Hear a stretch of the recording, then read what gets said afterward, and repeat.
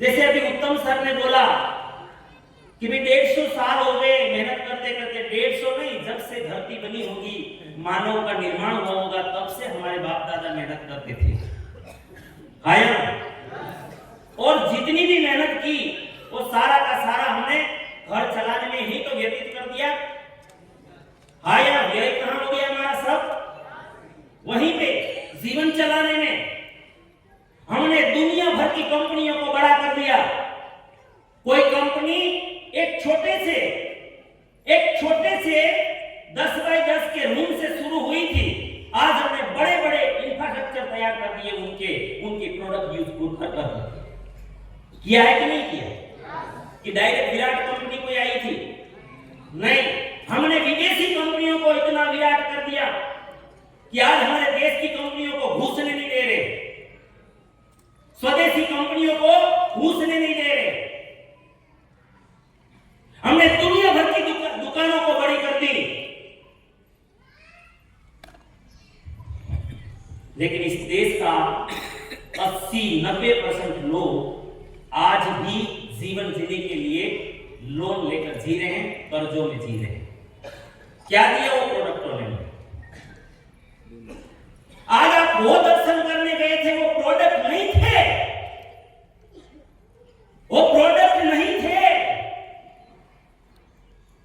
उसको प्रोडक्ट नहीं बोल सकते। प्रोडक्ट तो बाजार में बिकते हैं, यूज करके खत्म हो जाता है। आरसीएम को वो देता है जो आप नहीं भी रहेंगे तो ये कंपनियां आपका परिवार को चलाती रहेगी।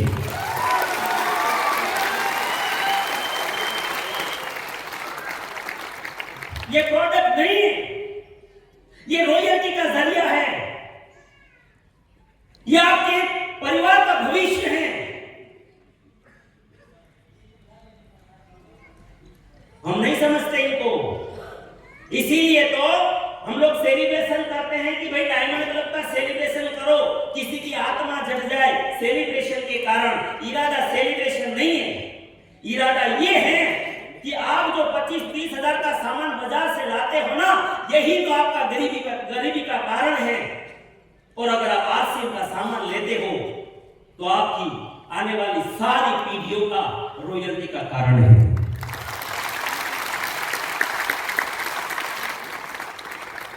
साथियों, रॉयल्टी क्यों लेनी है? क्यों मुझे आरसीएम में सिस्टमिक काम करना है, सही ढंग से काम करना है और बहुत ही फास्ट करना है। मैं ये कहने नहीं आया हूं कि आप रॉयल्टी लेके आओ, मैं ये कहने आया हूं अगर इस महीने में रॉयल्टी आती है तो 2 महीना नहीं लगाना है, नहीं लगाना। क्यों? क्योंकि जिंदगी का, किसी भी की जिंदगी का कोई भरोसा नहीं कि मेरे परिवार के साथ कल जाके क्या हो जाए। है किसी के पास कोई डेट कि मैं अमर रहूंगा, मैं 100 साल जीऊंगा, मैं 80 साल जीऊंगा? है किसी की जेब में चिट्ठी? नहीं है सर। अगर ये मेरे परिवार को स्वास्थ्य देता है,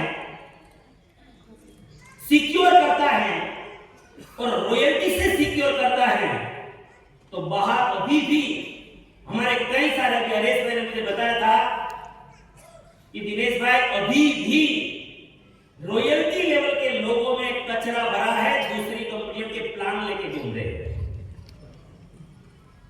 ऐसे लोगों को तुम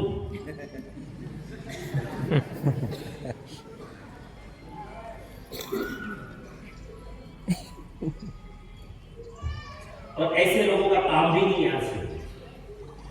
साथियों, आज आपको इसीलिए बुलाए हैं कि आप सही चीज को समझ सके।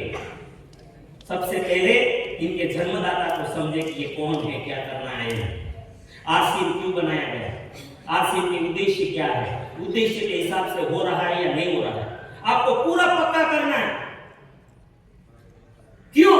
क्योंकि आपको यहां से जाके फास्ट रॉयल्टी अचीवर बनना है। क्यों बनना है? सबसे पहले इंसान इतना तो समझदार होना चाहिए कि अपने आप को सिक्योर कर ले। मेरी स्कूल है तो बोर्ड के स्टूडेंट को जब हम ट्रेनिंग देते हैं ना कि आपको एग्जाम में पेपर कैसे लिखना चाहिए, तो सबसे पहले हम ये सिखाते हैं कि बच्चे आपको सबसे पहला क्या काम करना है, जितने भी पहले एक बार लिस्ट देख लो अपना प्रश्न क्वेश्चंस को देख लो, जो आपको सरलता से तुरंत लिखना आता है ना, वो तुरंत लिख डालो, तुरंत। क्यों? अपने आप को सिक्योर कर लो कि मैं फेल तो नहीं होऊंगा। 40-50 मार्क का सिक्योर कर लो, बाद में फिर जो लिखना है लिखो, पहले सिक्योर कर लो। सवाल से मैं आपको मौका दिया है रॉयल्टी के रूप में, हमें इतना काम तो तुरंत कर लेना चाहिए जो कम से कम हमारे परिवार में 2-3-4 महीने में रॉयल्टी इनकम खड़ी हो जाए।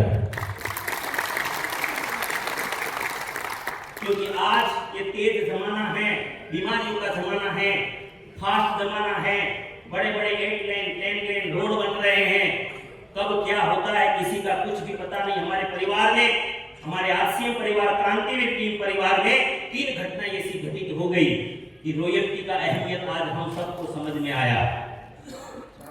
पहली घटना हुई बोटाद में, विपुल चौहान नाम का एक लड़का कोरोना में चला गया, इतने छोटे छोटे बच्चों को छोड़कर, 2 बच्चों को छोड़कर गया। 2 बच्चों को छोड़कर जब गया तो गया, लेकिन वो पान बनाता था घर पे और गल्ले पे बेचता था होलसेल रेट में। जैसे वैसे जीवन चलाता था, जिंदगी काट रहा था बच्चा। घरवाली सिलाई मशीन पे काम कर रही थी, मनीषा। जाने के बाद पता चला कि 13 लाख का तो कर्जा था। 13 लाख। वो खुद दोनों मिलकर भी कर्जा हो गया 13 लाख का। तो पति के जाने के बाद सोचो, क्या वो लेडीज कर्जा भर सकती है? भर लेगी? क्या हालत होगी बताइए? आप सोचिए, जिसके साथ जो घटना घटित होती है ना, उनको पता होता है कि जीवन क्या कैसे चलता है। इतने छोटे छोटे बच्चे, और जिनका ससुराल गरीब है, तो उसके माता पिता अमीर नहीं होते। चला गया बंदा। जब जो लेने वाले थे, जिनका कर्जा था, वो सब आके बैठ गए, मेरा इतना है, मेरा इतना है, मेरा इतना है, मेरा इतना है। वो करती तो करती क्या?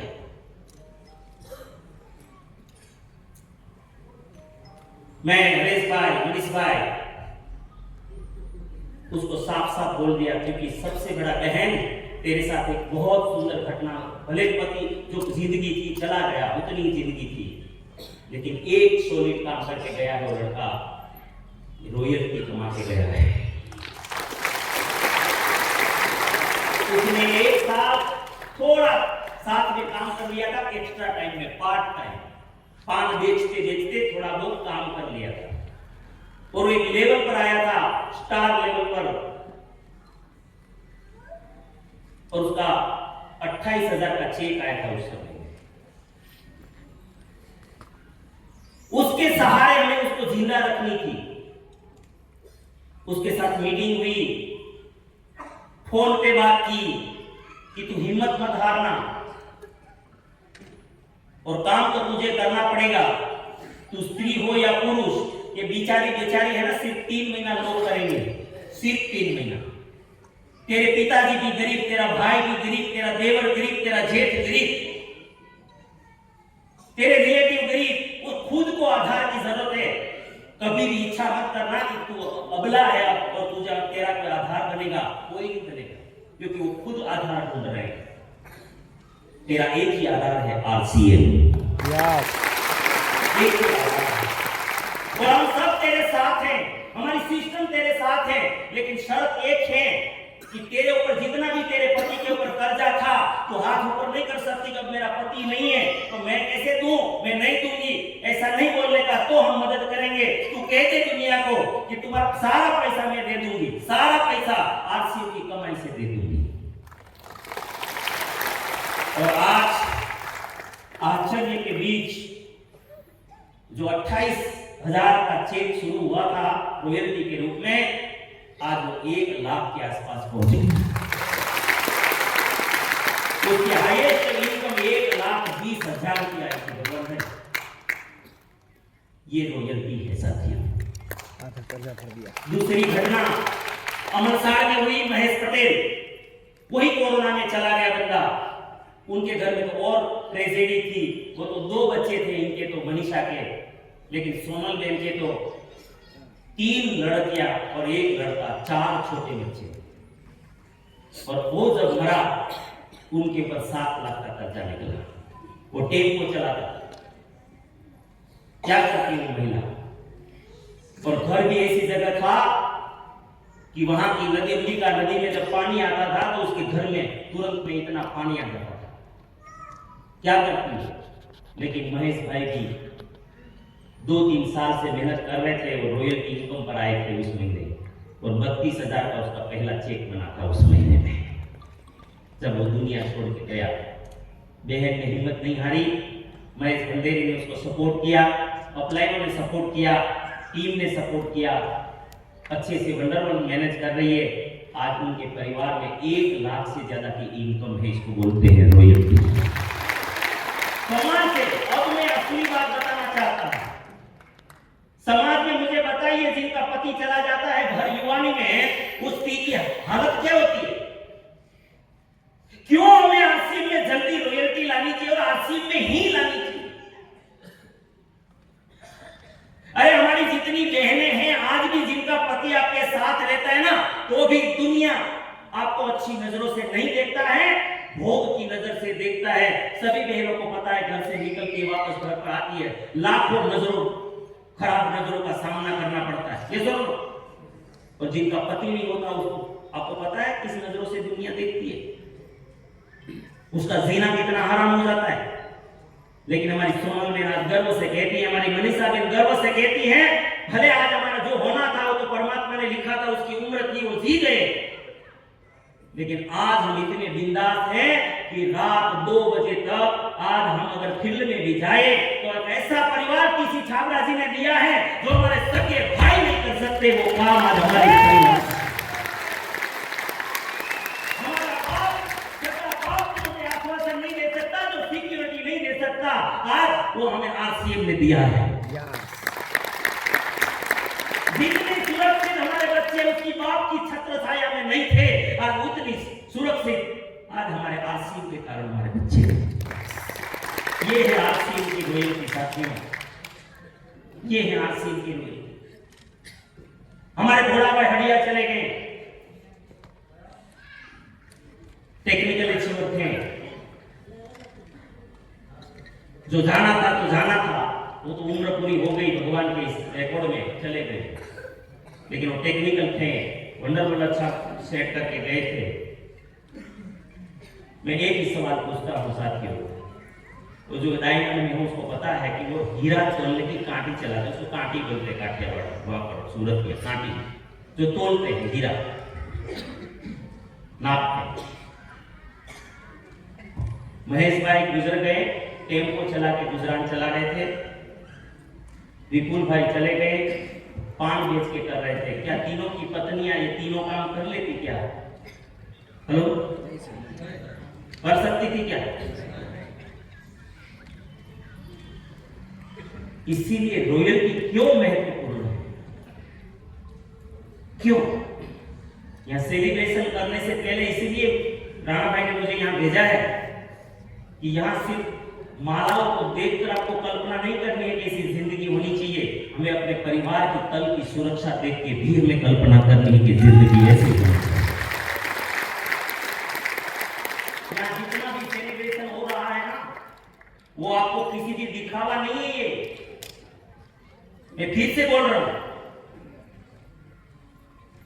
ये हमारे सपने बने, ये दूल्हे बनकर आएंगे अभी।